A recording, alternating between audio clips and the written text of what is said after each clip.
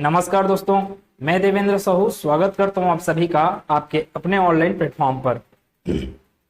देखिए, पिछले क्लास में हम लोग वचन अध्याय को स्टार्ट किए थे। आज की क्लास में हम उस वचन वाले एक छोटे से अध्याय को आज कवर कर लेंगे पूरा का पूरा, और उसके आगे एक नए अध्याय पर्यायवाची शब्द के बारे में जानेंगे कि कौन से शब्दों का पर्यायवाची क्या क्या होता है। पर्यायवाची आपके हर एक एग्जाम में आता ही है जहां पे हिंदी का सिलेबस होता है। ठीक है, क्लास स्टार्ट करता हूं कल के बचे हुए कुछ टॉपिक के साथ कि वचन में कुछ सामान्य निर्देश पढ़ रहे थे, कुछ विशेष निर्देश पढ़ रहे थे वचन संबंधी। तो वचन संबंधी कुछ विशेष निर्देश में दो निर्देश और हैं, जिसके आगे फिर क्या है, प्रश्न है। मैं 4 प्रश्न यहाँ पे लिया हूं, और ऐसा नहीं कि 4 प्रश्न आया एग्जाम में, मैं इसमें से कुछ प्रश्न सिलेक्ट करके यहाँ पे लाया क्योंकि आपको समझ में आए कि एग्जाम में प्रश्न कैसे कैसे आते हैं। ठीक है, तो मैं पढ़ता हूं अगला निर्देश। किसका बोल रहा हूं मैं? वचन का। वचन संबंधी विशेष निर्देश के अंतर्गत में ये आज का पहला निर्देश क्या है, आज का पहला, और कल के हिसाब से बोलेंगे तो तीसरा निर्देश है ये। अनेक मोस्ट इंपॉर्टेंट है ये वाला कि ये अनेक हमेशा बहुवचन में प्रयोग होता है। मैंने बहुत सारे एग्जाम में देखा है कि वो हर बार वो क्या करता है, वाक्य शुद्धि में देता है कौन सा वाक्य शुद्ध है या अशुद्ध है करके। अब आपको कौन सा वाक्य अशुद्ध है करके बोला है, ध्यान से सुनिएगा क्या बोल रहा हूं। कौन सा वाक्य अशुद्ध है करके बोला है,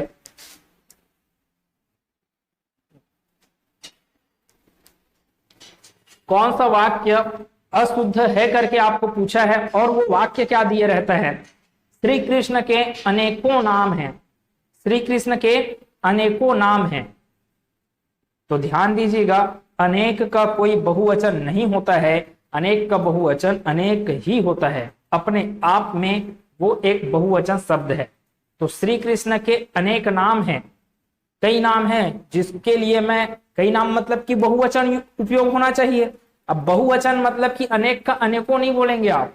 तो इसी वाक्य को आपको बार बार एग्जाम में पूछा जाता है। 4 वाक्य आपको दिया जाएगा एग्जाम में, या फिर आपको पूछा जाता है शुद्ध वाक्य कौन सा है। तो श्री कृष्ण के अनेक नाम हैं, यही क्या है, शुद्ध वाक्य है। अब यहां पर क्या लिखा है, अनेक हमेशा बहुवचन में प्रयोग होता है। तो श्री कृष्ण के अनेकों नाम है करके नहीं बोलेंगे, श्री कृष्ण के अनेक नाम हैं। उसने अनेक ग्रंथ लिखे, मतलब बहुत सारे ग्रंथ लिखे, तो फिर बहुवचन प्रयोग करना चाहिए। उसने अनेकों ग्रंथ लिखे बोलना चाहिए। तो अनेकों बहुवचन होता ही नहीं है, अनेक होता है बहुवचन शब्द। तो उसने जितने भी ग्रंथ लिखे उसके लिए हम क्या उपयोग करेंगे, अनेक शब्द ही यूज करेंगे, अनेक शब्द ही उपयोग करेंगे। बाग में अनेक वृक्ष थे, बाग में अनेकों वृक्ष थे, ऐसा बिल्कुल नहीं करेंगे। मैं बार बोल रहा हूं आपको, यही वाक्य एग्जाम में इतने बार आता है, ये घूम फिर के यही वाक्य दिया जाता है। इस चीज को विशेष ख्याल रखेंगे, और यही शब्द को आपको अनेकों करके देगा। तो अच्छे से दिमाग में बैठा के रख लीजिए कि अनेकों नाम का कोई भी शब्द नहीं होता है, अनेकों नाम का शब्द नहीं होता। अनेक का बहुवचन ही क्या है, वो खुद में अपने आप में क्या शब्द है, ये अनेक शब्द बहुवचन शब्द है। अब देखते हैं, ये वाला भी एग्जाम में बहुत आता है कि द्रव्यवाचक संज्ञा शब्दों का प्रयोग सदैव एक वचन में होता है। तो ये सभी शब्द ऐसे हैं जिसका प्रयोग किस में होता है, एक वचन में। सोना, चांदी, पानी, दूध, दही, घी, तेल, ये सब किस में प्रयुक्त होते हैं, एक वचन शब्दों में, एक वचन वाक्यों में प्रयुक्त होने वाले शब्द हैं। ठीक है, सोना का सोनाए नहीं होगा। ठीक है, सोना बहुत महंगे हैं, सोना बहुत महंगा है। ध्यान से सुनिए क्या बोल रहा मैं, सोना बहुत महंगे हैं, सोना बहुत महंगा है। तो सोना बहुत महंगे नहीं बोल रहा, आपका शुद्ध वाक्य क्या होगा, सोना बहुत महंगा है। क्यों बोल रहा हूं, यहाँ पे बोला ना कि द्रव्यवाचक संज्ञा शब्दों का प्रयोग किसमें होता है, सदैव एक वचन में होता है। तो सोना बहुत महंगा है। ठीक है, इतना चीज। अब चलते हैं परीक्षा के प्रश्न में। मैं जितने भी एग्जाम में प्रश्न आया हुआ है उसमें से मैं यहाँ पे 4 प्रश्न सिलेक्ट किया हूं, जिससे आपको ये ज्ञात हो जाए कि प्रश्न आते कैसे हैं एग्जाम में। अब एग्जाम का दौर स्टार्ट हो गया है, अब इतना हड़बड़ी रहेगा कि किसको पढ़ें किसको छोड़े वाली बात। तो बुद्धिमान व्यक्ति वही है जो समय आने पर युद्ध में लड़ता नहीं है, समय आने पर युद्ध की तैयारी करके बैठ जाया रहता है। इसलिए मैं बोल रहा था कि जब वो आरक्षण का मुद्दा सुलझेगा, सुलझने दो, आप अपना पढ़ाई कीजिए। ठीक है, और जो पहले से पढ़ रहा था होगा उसी को क्या मिलेगा, इसका फायदा मिलने वाला है। ठीक है, अधिकारी का बहुवचन क्या है? अधिकारी का बहुवचन क्या पढ़े थे हम लोग? अधिकारी वर्ग। अधिकारी का बहुवचन क्या पढ़े? अधिकारी वर्ग। ऑप्शन देख लीजिए कैसे आता है, अधिकारी जन, अधिकारिये, अधिकारी वर्ग। नोटा मतलब कि none of the above, none of the above मतलब कि इन तीनों ऑप्शन में से कोई भी ऑप्शन सही नहीं है करके पूछ रहा है आपको। तो आपको डायरेक्ट याद रखना है कि अधिकारी का बहुवचन क्या होता है, अधिकारी वर्ग होता है, ऑप्शन नंबर सी। एक वचन बहुवचन का गलत जोड़ा कौन सा युग्म है? तो एक वचन बहुवचन का कौन सा जोड़ा आपको दिख रहा है जो कि क्या है, गलत है? अब ध्यान दीजिए, फिर से प्रश्न आपको पूछ रहा है गलत जोड़ा करके, आप आधा नींद लिए जाए रहते हो या इतने खुशी में उत्साहित बैठे रहते हो वहां पे कि आपको पूछ रहा है गलत जोड़ा, आप लगा आ जाते हो सही जोड़ा। जैसे देखिए साला सलाएं, हाँ यही तो सही है, साला मतलब एक वचन, सलाएं मतलब कि बहुवचन, तो फिर वहां पे मार के आ गए उसको। फिर बाद में समझ में आता है कि ये तो गलती हो गया। तो ये गलती होता है क्यों है कि आप टेस्ट नहीं दिए रहते। आप जब जितना ज्यादा टेस्ट दोगे ना उतना ज्यादा ही आपकी संभावना हो जाता है किसी पोस्ट को पाने के लिए, किसी पोस्ट के सिलेक्शन के लिए आपकी संभावना बढ़ जाती है जितना ज्यादा टेस्ट दोगे। तो साला का क्या होता है, सलाएं, साला एक वचन होता है, अकारांत स्त्रीलिंग शब्द है ना साला, साला सलाएं। बुढ़िया, बुढ़िया, जिस शब्द में या आ जाए, अंतिम अंतिम अक्षर में क्या आ जाए आपका, या आ जाए, उसको बहुवचन बनाने के लिए क्या करना पड़ता था, या के जगह चंद्र बिंदु लगाना पड़ता था, इसलिए वो क्या हो जाता है, बुढ़िया का बुढ़िया, गुड़िया का गुड़िया। ठीक है, राजा राजाएं, ये क्या है, गलत है। पहले इसको छोड़ते हैं, रानी में आते हैं। रानी में भी इकारांत, इकारांत के बारे में पढ़े। इकारांत स्त्रीलिंग शब्द, इकारांत स्त्रीलिंग शब्द, रानी हो गया, नारी हो गया। इकारांत स्त्रीलिंग शब्द को एक वचन से बहुवचन बनाना होता है तो इकारांत का क्या हो जाता है, इकारांत का क्या हो जाता है, छोटे ई की मात्रा आ जाएगा, रानी में छोटे ई की मात्रा आ जाएगा और या करके लग जाएगा वर्ण। तो रानी का बहुवचन क्या हो जाता है, रानियां। तो ये एक वचन बहुवचन, एक वचन बहुवचन, एक वचन बहुवचन। लेकिन राजा और राजाएं, राजा एक वचन, राजाएं बहुवचन, ऐसा बिल्कुल गलत है। राजा एक वचन, बहुवचन क्या होगा इसका, राजा ही होगा।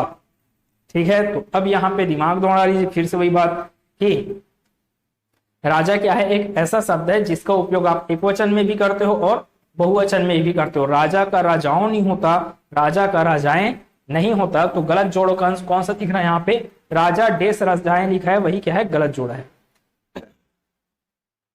आगे क्या है जी, फिर इनमें से कौन सा शब्द बहुवचन में ही प्रयुक्त होता है, बहुवचन में ही प्रयुक्त होने वाले शब्द, इसी को एग्जाम में बहुत पूछा जाता है। होंठ आता है, अक्षत आता है, प्राण आता है, दाम आता है, ये सभी क्या हैं, ये सभी क्या हैं, आपके ऐसे शब्द हैं जो बहुवचन में ही प्रयुक्त होते हैं। जबकि यहां पर लिखा हुआ है सोना चांदी पानी दूध दही घी तेल, ये एक ऐसे शब्द हैं जो एक वचन में ही प्रयुक्त होते हैं। ऐसे ऐसे ही शब्द आपके एग्जाम में ज्यादा देखने को मिलते हैं।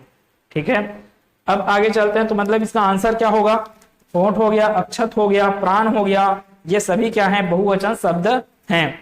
एक वचन बहुवचन का कौन सा युग्म सही नहीं है, एक वचन बहुवचन का कौन सा युग्म सही नहीं है पूछ रहा है, फिर से वही बात, नहीं है पूछा जा रहा है। तो घोड़ा, घोड़ा का आकारांत है, ये आकारांत पुल्लिंग शब्द घोड़ा का क्या होता है, घोड़े होता है।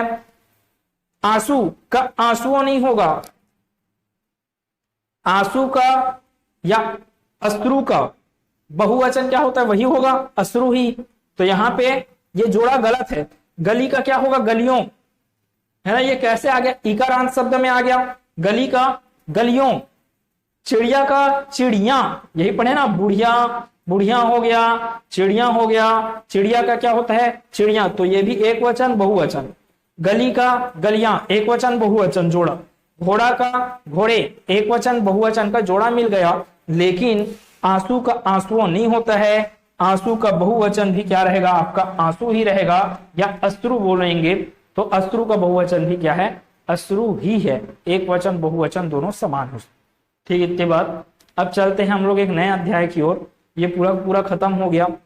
आगे एक पर्यायवाची शब्द का अध्याय, कौन सा अध्याय बोल रहा हूं मैं, पर्यायवाची शब्द। अब पर्यायवाची शब्द होता क्या है, मतलब एक शब्द के कितने अर्थ होते हैं, ठीक है, एक शब्द के कितने सारे अर्थ होते हैं, वही सब क्या है उसके पर्यायवाची के रूप में वहां पे गिने जाते हैं। लेकिन आपको यहां एग्जाम में कैसे पूछा जाता है, 4 ऑप्शन देंगे, जैसे कि आपको देगा कि गणेश का अर्थ क्या नहीं होता है करके। अब उसके बाद 4 विकल्प देंगे आपको, और उन 4 विकल्प में 3 विकल्प ऐसा दिया रहेगा जो गणेश जी के नाम है ना, लंबोदर हो गया, गजानन हो गया, ठीक है, एक दंत हो गया, ये 3 ऑप्शन तो दे दिए। अब आपको एक ऑप्शन कार्तिकेय दे दिया, ठीक है, कार्तिकेय दे दिया, तो आपके दिमाग में तो ये तो पता होना चाहिए कि गणेश जी के नाम क्या क्या होते हैं। अब आप एक बार पूरा का पूरा रटा नहीं जा सकता, ध्यान दीजिएगा। अगर मैं यहाँ पे लिखा हूं ये गणेश भगवान का पर्यायवाची लिखा हूं मैं, तो आप मेरे को अगर पूछोगे तो मैं यहाँ पे जितना सारा चीज लिखा हूं उतने सारे को मैं खुद नहीं बता पाऊंगा आपके सामने में। हाँ, लेकिन ये है कि इसमें से कोई भी शब्द आ जाए एग्जाम में, मेरा दिमाग बिल्कुल क्लिक करेगा, क्योंकि मैं तो इसको कई बार पढ़ चुका हूं। तो ऐसा तो आपके साथ भी होगा कि आपको ऐसे बिना देखे याद नहीं रहेगा। ज्यादा से ज्यादा कितना याद रहेगा बिना देखे, 5, 6, 7, ज्यादा से ज्यादा इतना याद रहेगा।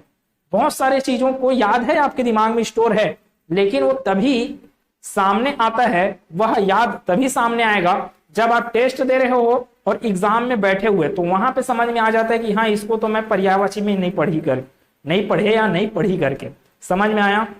तो क्या बोल रहे हैं, मैं पूरा का पूरा यहाँ पे लिस्ट बना के दे रहा हूं आपको। आज ये पहला पार्ट है इस पर्यायवाची का, इसके आगे और कल के क्लास में करेंगे और पर्यायवाची शब्द।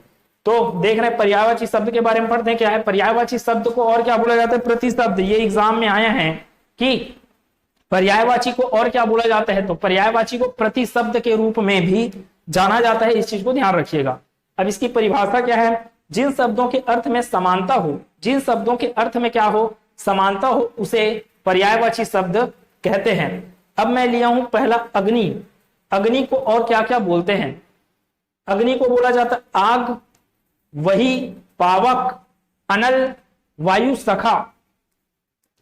अग्नि क्या होता है, अग्नि और तेज जल उठता है जब उस पे क्या आता है, हवा का झोंका आता है, अर्थात वायु का झोंका आता है। तो ये क्या हो गया, वायु सखा। कई प्रकार के इसके पर्यायवाची बन सकते हैं, वायु सखा। अब वायु को क्या बोला जाता है, अनिल बोला जाता है, तो अनिल सखा भी बोल लो। अनिल सखा मतलब कि अग्नि, समीर सखा मतलब कि अग्नि, ठीक है, समीर सखा मतलब कि अग्नि। अनिल सखा बोल रहा हूं, ध्यान दीजिएगा, अनिल सखा। तो अनिल शब्द और अनल दोनों अलग अलग चीज हैं। अनल मतलब होता है आग अर्थात अग्नि, जबकि अनिल होता है हवा। और आपको जब हवा का पर्यायवाची पूछा जाता है, हवा का पर्यायवाची पूछा जाता है, तो हवा का पर्यायवाची कौन सा नहीं है, ऐसे पूछा जाता है, हवा का पर्यायवाची कौन सा नहीं है। ऑप्शन देगा समीर, वायु, पवन, अनल। ध्यान दीजिए मैं क्या बोल रहा हूं, यही ऑप्शन दिया जाता है। क्या बोल रहे हैं, वायु का पर्यायवाची क्या है, हवा का पर्यायवाची वायु, पवन, समीर, और चौथा ऑप्शन हो गया अनल। अब ध्यान दीजिए, मैं अनिल नहीं बोल रहा हूं, मैं बोल रहा हूं अनल, और दिमाग वहीं पे केंद्रित हो जाता है कि सभी ऑप्शन सही है करके। सभी ऑप्शन कहां सही है भाई, आप अनल बोल रहे हो, अनल का अर्थ होता है आग, जबकि अनिल का अर्थ होता है वायु, ठीक है। तो अनिल मतलब याद रखिएगा अच्छे से, वायु होता है, जबकि अनल मतलब होता है आग। वायु सखा दहन बोला जाता है, धूमकेतु भी बोला जाता है, कृषाणु, हुतासन, वैश्वानर, हव्य वाहन, रोहितेश्व, वायु शुद्ध। वही मतलब हुआ यहाँ पे वायु सखा, वायु शुद्ध, वायु का शुद्ध पाके या वायु का साथी बनकर क्या होता है, जलने वाला ही तो है अग्नि, इसलिए इसका वायु सखा है, वायु शुद्ध। धूमकेतु, वाहनी, ठीक, इतनी बात। तो इतने सारे चीज क्या हैं, पर्यायवाची शब्द हैं अग्नि के। अब इतना सारा आप कर रहे हो तो सिंपल सी बात है कि एग्जाम में जाओगे तो यही सब चीज आपको देखने को मिलेंगे पर्यायवाची शब्द के रूप में। असुर मतलब कि दानव, दनुज, दैत्य, राक्षस, यातुधान। अब बहुब्रीहि समास का एक उदाहरण बोल रहा हूं मैं, कि रातों में विचरण करने वाला, रातों में विचरण करने वाला अर्थात निशाचर, निशाचर ध्यान दीजिएगा, निशा मतलब कि रात्रि है, चर मतलब कि विचरण करने वाला। तो निशाचर किसको बोला जाता है? जो रात में विचरण करते हैं। रात में विचरण कौन करते हैं? तो राक्षस विचरण करते हैं। मतलब कि निशाचर पर्यायवाची हुआ किसका? राक्षस का। ठीक है, निशाचर, निशाचर बोला जाता है या निशिचर बोला जाता है या रजनीचर। अब देखो ये रात्रि का पर्यायवाची आ गया, निशा, निशी, रजनी, ये सब क्या है? रात्रि के पर्यायवाची हैं। उसी के आगे आप चर लगा दो, उसी के आगे आप क्या लगा दो? चर लगा दो, तो वो क्या बन जाएगा? वो बन जाएगा राक्षस का पर्यायवाची। ठीक है, अनुपम का पर्यायवाची, अनुपम जिसके जैसा कोई ना हो उसके लिए ये शब्द है अनुपम। अनुपम मतलब अपूर्व, अनोखा, अद्भुत, अनूठा, अद्वितीय, अतुल, और आगे आ सकता है अतुलनीय। ठीक है, अतुलनीय भी बोला जा सकता है ना, कि अनुपम मतलब कि उसके जैसा कोई नहीं है, अद्वितीय मतलब भी क्या होता है? उसके जैसा कोई ना हो, और जिसके जैसा कोई ना हो तो उस भाई साहब की आप तुलना कर ही कैसे सकते हो किसी से? तो अतुल है, आगे और डाल सकते हो इसका पर्यायवाची अतुलनीय। ठीक है, किसके पर्यायवाची है? वो अनुपम शब्द के पर्यायवाची हैं। अमृत, अमृत का पीयूष, सुधा, अमीय, जीवन को देने वाला। ठीक है, तो इसलिए जीवनोदक, सोम, मधु, सोम, मधु, सुरभोग, सुरभोग, सुर मतलब कि देवता, भोग मतलब कि भोग करने वाले जो हैं। तो देवता लोग जिस पान का भोग कर रहे हैं, कौन से पान का भोग किए थे और अमर हुए? जब सागर मंथन हुआ तो जो अमृत निकला उसी को भोग किए थे कौन? देवगण। इसलिए इसको अमृत को क्या बोला जाता है? सुर मतलब देवता, देवता का भोग करने का पेय पदार्थ, इसलिए क्या कहलाएगा? सुर भोग कहलाएगा। अब सुर के जगह में और क्या डाल सकते हो आप? देव डाल सकते हो, देव डाल सकते हो ना। अब जैसे देख रहे हो इंद्र भगवान के लिए क्या आ रहा है? देव करके आ रहा है, देवराज, देवेंद्र आ रहा है। तो देव शब्द किसके लिए है? देवता के लिए है। तो यहाँ पे सुर भोग के आगे और क्या पर्यायवाची बन सकता है? इसका देव भोग भी बन सकता है। ठीक है, देव भोग, देव भोग मतलब कि क्या हो जाएगा? अमृत ही हो जाएगा। ठीक है, और बोला जा सकता है ईश्वर भोग बोला जा सकता है। ईश्वर मतलब भगवान भी है। तो कई प्रकार से पर्यायवाची बन सकते हैं। अपने को सिर्फ पर्यायवाची कई पर्यायवाची को आप याद रखे हो तो उन पर्यायवाची की सहायता से और अन्य पर्यायवाची आप प्राप्त कर सकते हो, आप अन्य पर्यायवाचियों को समझ सकते हो। क्या आएगा यहाँ पे फिर? अश्व, अश्व मतलब क्या होता है? घोड़ा। ठीक है, वाजी है, घोटक, घोड़ा, सैंधव, तुरंग, तुरंग भी दिया जाता है एग्जाम में और तुरग भी दिया जाता है। ठीक है, दोनों क्या है? अश्व के पर्यायवाची कहलाते हैं। तुरंग बोले चाहे तुरग बोले, इसको रवि सूत बोला जाता है। रवि सूत, रवि सूत भगवान सूर्यदेव हैं। सूर्यदेव के रथ में कौन से रथ का चालन कौन करता है? घोड़ा चालन करते हैं। ठीक है, या इसी को क्या बोला जाता है? भगवान सूर्य के पुत्र के समान, इसलिए इसको क्या बोल देते हो आप? रवि सुत। रवि सुत मतलब बेटा, रवि सुत कौन होता है? घोड़ा। घोड़ा मतलब कि अश्व। तो अश्व का पर्यायवाची क्या होता है? वाजी है, घोटक, घोड़ा, सैंधव, तुरंग, तुरग, रविसूत। आंख का पर्यायवाची क्या है? नेत्र, लोचन, नेत्र, लोचन, नयन, चक्षु, दृग। देखो आपको हर बार एग्जाम में क्या क्या चीजें याद रहता है। कोई पर्यायवाची आप अगर पढ़ रहे हो तो पढ़ने का तरीका भी समझिए क्या बोल रहा हूं। आप इतने सारे चीज को बार बार पढ़ रहे हो तो फ्लो ना कुछ लंबा पढ़ने में फ्लो टूट जाता है जल्दी। अब आपको जब पता है कि आंख का पर्यायवाची होता है नेत्र, ये तो पहले से पता है, बचपन से पढ़ते आ रहे हैं स्कूल के क्लास से। नेत्र भी पता रहता है, लोचन पता रहता है, नयन पता रहता है, यहां तक चक्षु भी पता रहता है। अब इसके बाद बाकी चीजें नहीं पता रहता है।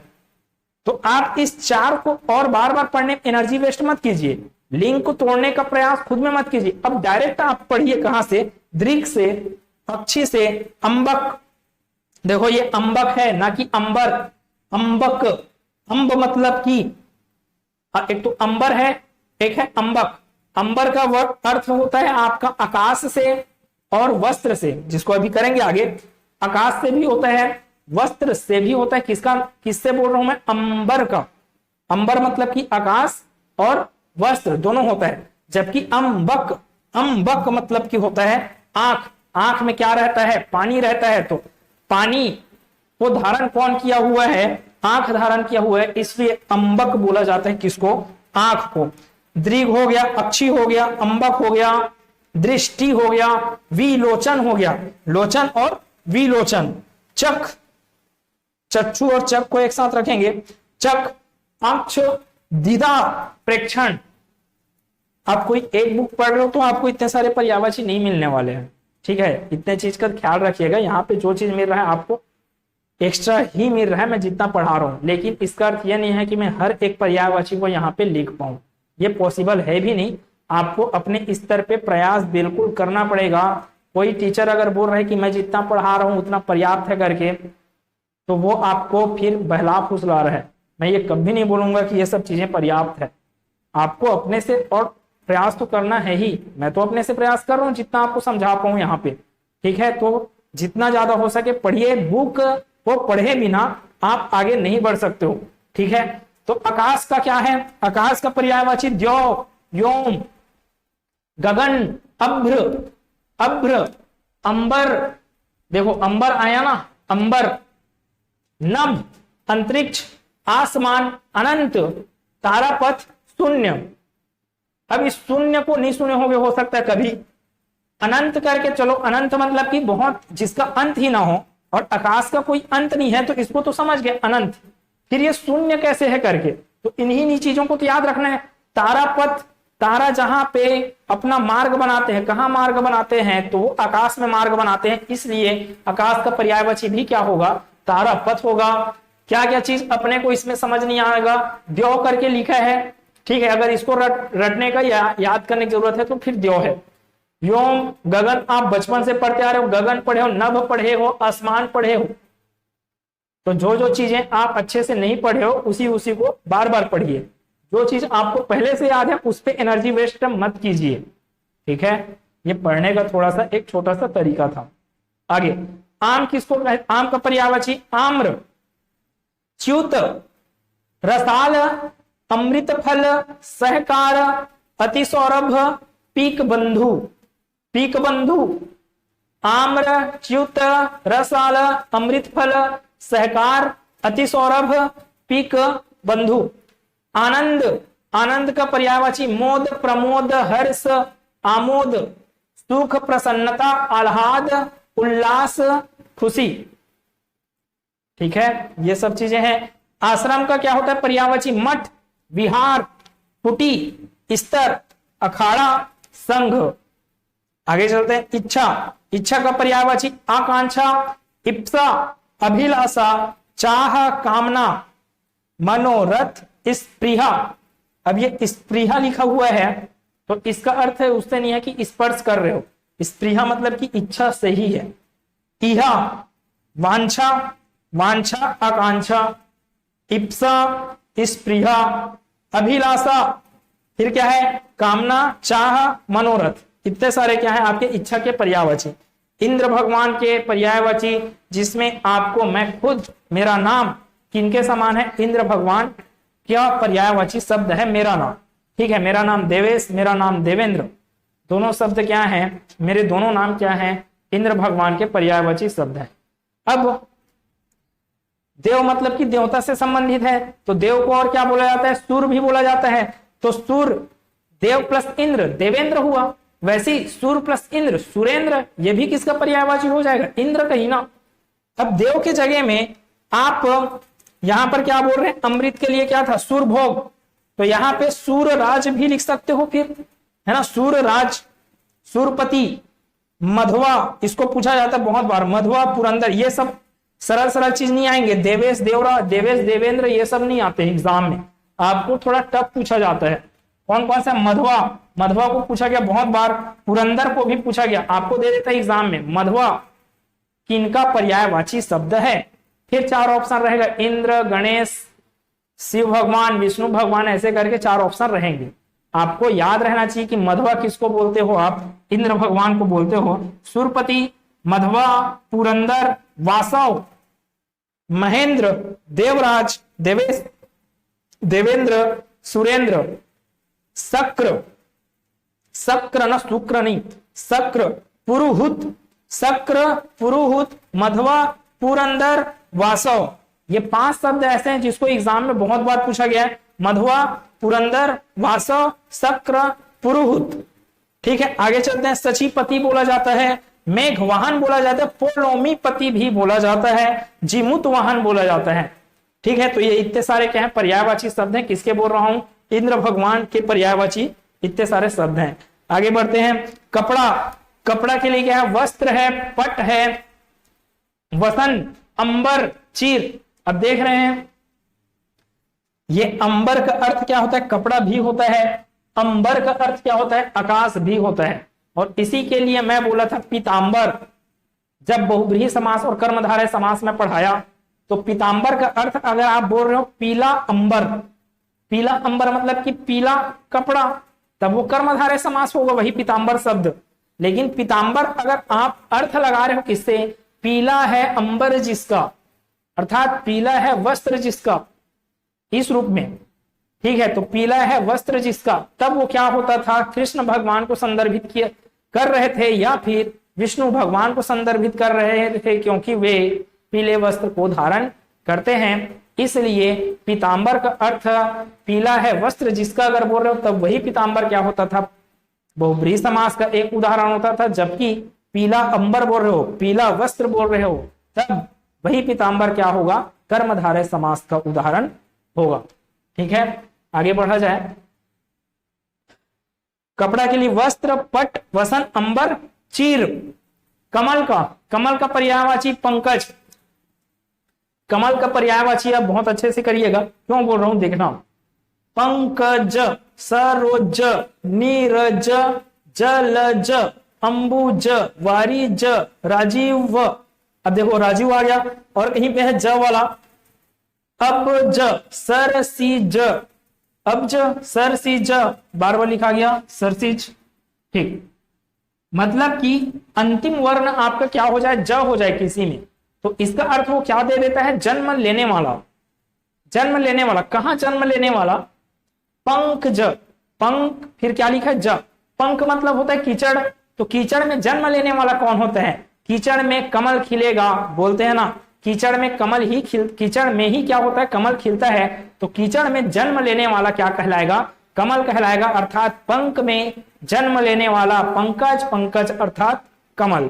ठीक है, वैसे ही सरोज, सर में जन्म लेने वाला। सर मतलब कि सिर नहीं बोल रहा हूं, सर मतलब सरोवर, सरोवर मतलब कि तालाब। तालाब में जन्म कौन लेता है? तालाब में कौन जन्म लेता है? तो कमल ही जन्म लेते हैं, इसलिए सरोज भी होगा। नीर मतलब कि पानी, पानी में जन्म लेने वाला नीरज, जल में जन्म लेने वाला जलज।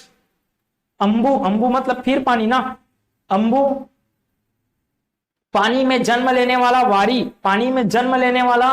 फिर क्या है यहां पर? सरसिज, सर मतलब कि सरसिज बोलो या सरोज बोलो, दोनों का अर्थ क्या निकल रहा है? सेम निकल रहा है। किससे अर्थ है इसका? कमल से अर्थ है।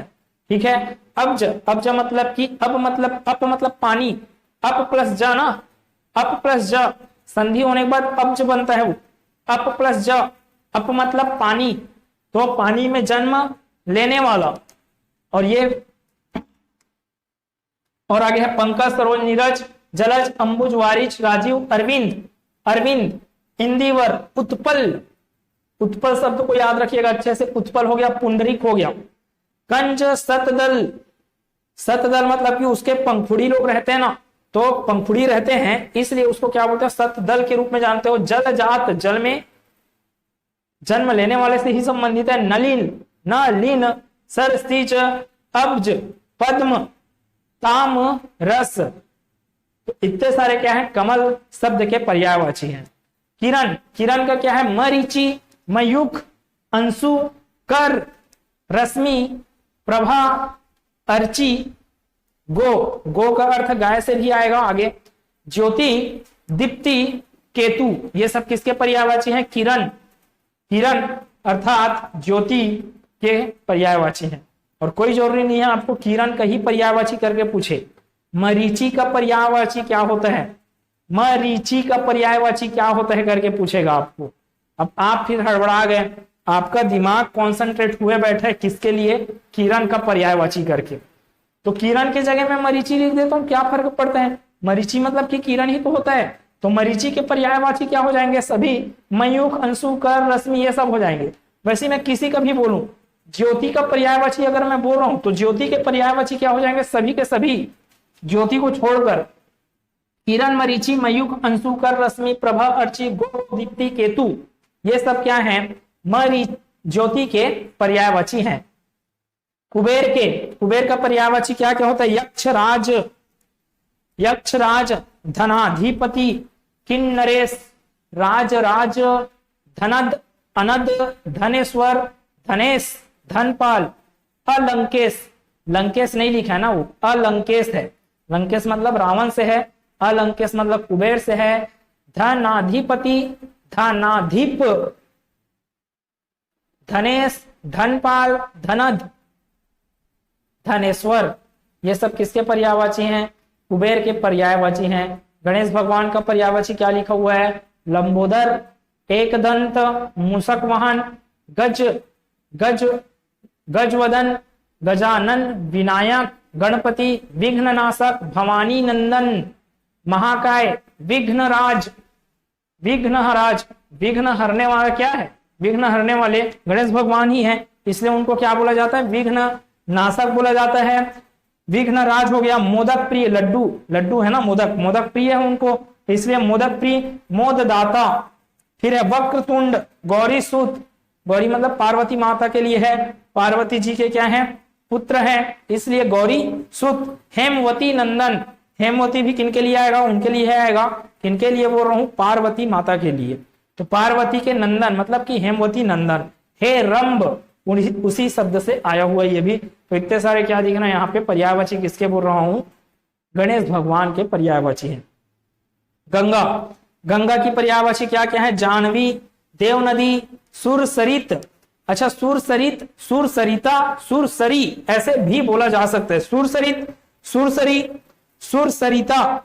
सुरसरिता नहीं लिखा हूं मैं, आप लिख सकते हो इसको, सुरसरित लिखा हूं। सुरसरी भी है, सुरसरिता भी है। अब सुर मतलब कि देवता से है, तो देवसरिता, देवसरी, ये सब चीज भी बोला जा सकता है। जानवी, देव नदी, सुरसरिता, भागीरथी, मंदाकिनी, देवापगा, ध्रुवनंदा, त्रिपथगा। 3 पथों में गमन करने के कारण क्या है? इसका गंगा का नाम त्रिपथगा। सुरसरी, पापछालिका, देवसरिता। गंगा से नहाओगे तो पाप कट जाते हैं बोलते हैं, इसलिए क्या है? पाप छालिका इसका पर्यायवाची है। उम्मीद है यहां तक आपको थोड़ा अच्छे से समझ में आया होगा। अभी पर्यायवाची का मैं और क्लास लूंगा, कल एक और क्लास लूंगा। सभी के सभी पर्यायवाची को कवर कर पाना मुश्किल है पढ़ाने के समय में। ये आपकी जिम्मेदारी बनती है कि आप बुक उठाइए और वहां से पढ़िए। पूरा पढ़ने के बाद ऑब्जेक्टिव प्रश्नों को हल कीजिए। आप सब चीजों को पढ़ लेते हो तो टेस्ट की भी तैयारी कीजिए, कहीं ना कहीं टेस्ट जरूर दीजिए उसको। मतलब टेस्ट दे रहे हो तभी तो आप अपने आप में इम्प्रूव कर पाओगे। तो उम्मीद है कि हर एक चीज अच्छे समझ में आया होगा। अगले क्लास में मिलेंगे जहां हम लोग इसके आगे के पर्यायवाची शब्दों पर विचार करेंगे। खुश रहिए, मस्त रहिए, चिंता मुक्त होकर पढ़ते रहिए। अगले क्लास में मिलते हैं। धन्यवाद।